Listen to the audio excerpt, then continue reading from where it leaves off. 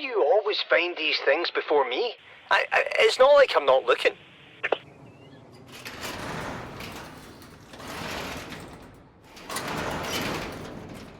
That's an MG.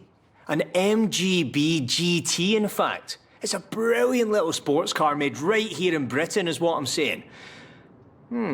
Whatever they were trying to do to the engine didn't go so well, did it?